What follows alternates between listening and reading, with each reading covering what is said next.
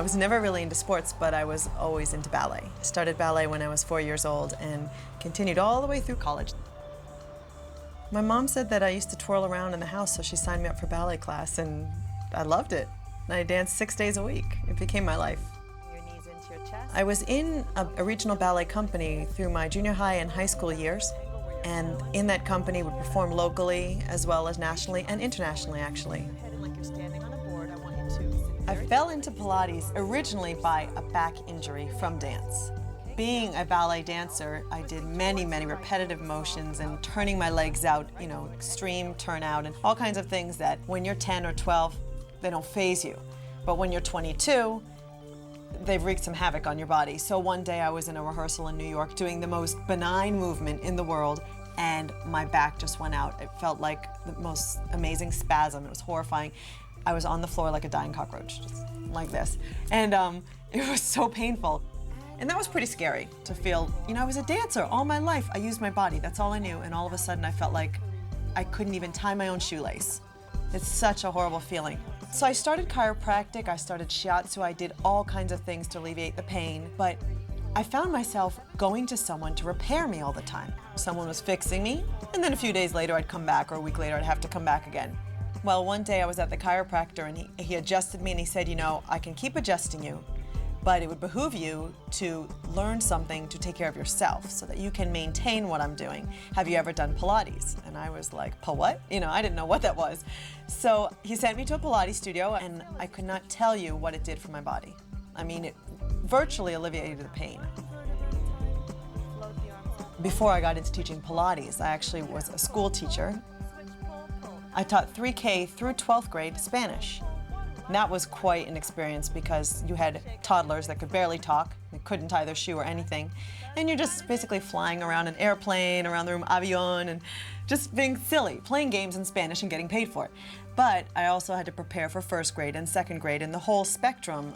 Some were native speakers, some weren't native speakers, so it was really challenging. That was my teaching experience and my teaching training. Now stretch out. I didn't really want to teach. It was something that I did because I fell on it because of the back injury. I needed to find something else to do. I couldn't make a living dancing. And I was lying on South Beach in the sun, and I just had a revelation. If I've been trained my entire life to move my body, and I have been trained to educate people, why don't I educate people to move their bodies? Pilates. And I went to New York and I began the training, which is a pretty grueling experience. It's about a year's training. You need to do 600 hours of practice and apprenticeship through my school, which is the Pilates Studio of New York. I trained under the supervision of Romana Krajzanowska, who's basically the heir of Pilates. We trained on Joseph Pilates' original equipment. And basically I spent the first 200 hours just observing people teaching and taking notes, and then taking exams at the 200 point, 400, and 600 hour points, taking both written and practical exams. And for the last 400 hours of the training, I focused on the actual practice experience, always with a supervising instructor on the premises and just being hands-on with the clients. And I loved it. It really was a great gel of my life experience. I was able to take the movement and able to take the education and gel them together into something that really worked for me, and see the benefits and see how it affected people's lives in such a positive light.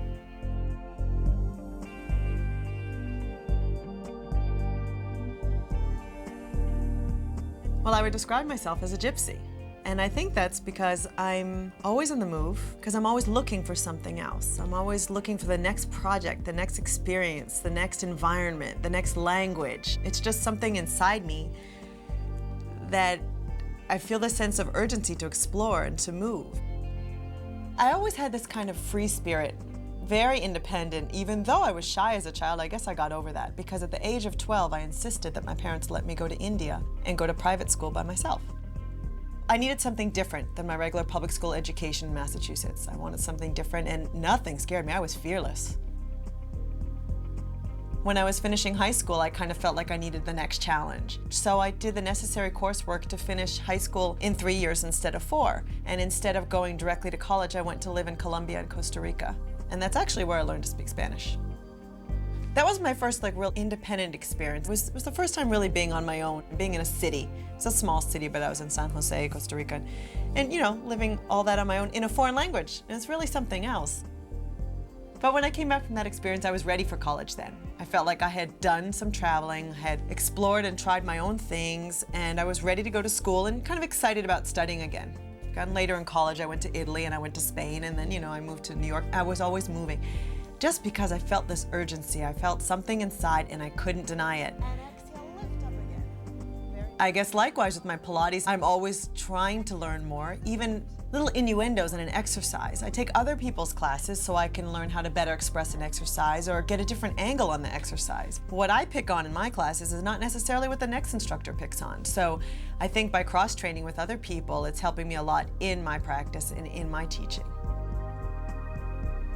My dad always thought I was crazy. He always thought, you're always dreaming, you're thinking about your next project, you're not living in the here and now. And I was really appreciating each day of my life, but I was always aspiring to something else, and I was looking for the next opportunity. And that's just part of my personality. I'm ever thriving to learn more, to do more, to experience more, because you only have one shot at this life.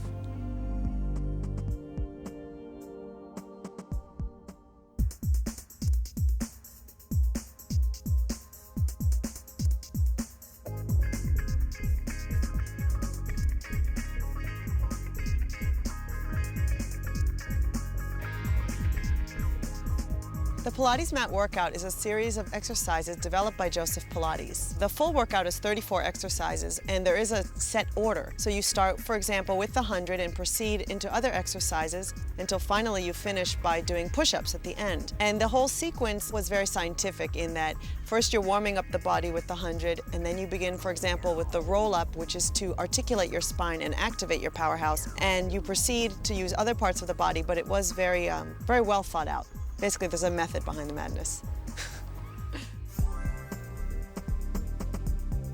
Although Pilates does take from various different forms of exercise, the most important thing is that it really focuses on the core muscles, which is unique to the system. To get the most benefit from Pilates, I was once told, you need to arrive. You have to be very present for Pilates, so the number one thing is concentration. And I think you have to have a sense of humor, because you know what? It's not easy. If it's easy, Joe Pilates used to say, you're doing it wrong.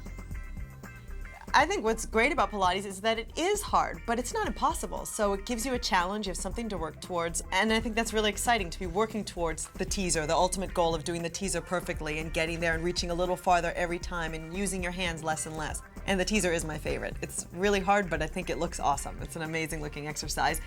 But you can make the workout as hard as you want to make it. I've been doing the same 34 exercises for 6 years. But I still have difficulty on some of them, and where I am one day, I may not be the next day. Oh, I can definitely tell where I am now in comparison to 6 years ago because the exercises never change. So it's like a gauge, it's a meter. I measure how I do in those 34 exercises. So you have to work with your body and where it is that day and just push yourself to the next level, wherever that is for you. I think that Pilates is the perfect exercise for anyone, no matter what their age or fitness level, because it's a non-impact exercise and because you can really modify all the exercises to fit your level. It makes you really focus on being aligned, having the body very properly aligned, and then working the body uniformly one side equally with the other. And if you're not, then correcting that disparity between the two.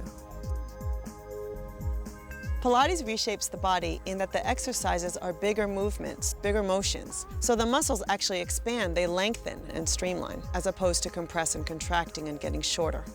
What happens with weight training is that unless you actually stretch afterwards, you're just contracting the muscle over and over, so you're shortening it. But with Pilates, with every movement that you do, there is a stretch component and a strength component, so you're getting a little bit of both. You can do 10,000 sit-ups and not have the strength that you have doing Pilates, because instead of just focusing on the superficial abdominal muscles, you're actually working on front and back, your spinal muscles, and your buttocks too. Pilates can absolutely be a cardiovascular workout. Once you learn the routine, it becomes more fluid and you pick up the pace. Therefore, you start building up the cardiovascular aspect. I work out hard when I do Pilates, and I work out a little fast. I like to flow and move and be really fluid and just push myself. And when I'm doing Pilates, I am dripping and I'm hot.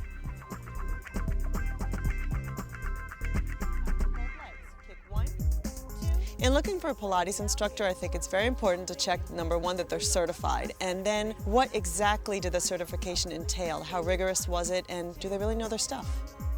And then float your arms up as Pilates is gentle enough to do every day, although I think, as with anything, moderation's a good thing, so maybe one day on, one day off. Pilates needs to be done on a padded surface, ideally a mat, I would say at least half an inch thick. A yoga mat's a little thin because you do roll back and forth on your spine, so you want a good cushy surface. Pilates is great. For me, it really makes my body feel good, and I have the success story of my back being virtually pain-free. For my clients, I love it. Almost, I would say 9 out of 10 times, the first thing that I hear from clients is on their perhaps the third visit, they come in and will say, you know, my mom says I'm standing taller, or my husband says I'm taller. They feel taller, and I think that's because, number one, they're engaging their powerhouse to support their torso, and number two, we're stretching so much that we're actually lengthening and trying to make space between the vertebrae. They're lengthening the spine, and then we're supporting it, so they look and feel taller. Inhale, center, sit tall, tall. My clients love me because I kick their butts, but we have fun doing it. I really challenge them. I expect a lot of my clients, but you know what? They give it back to me, and that's what's so fulfilling. They reap the rewards in their bodies, they feel great, and they just keep coming back.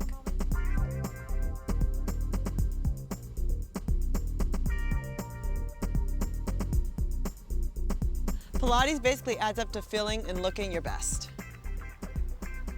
Pilates is good for the body. That's what I used to say, good for the body.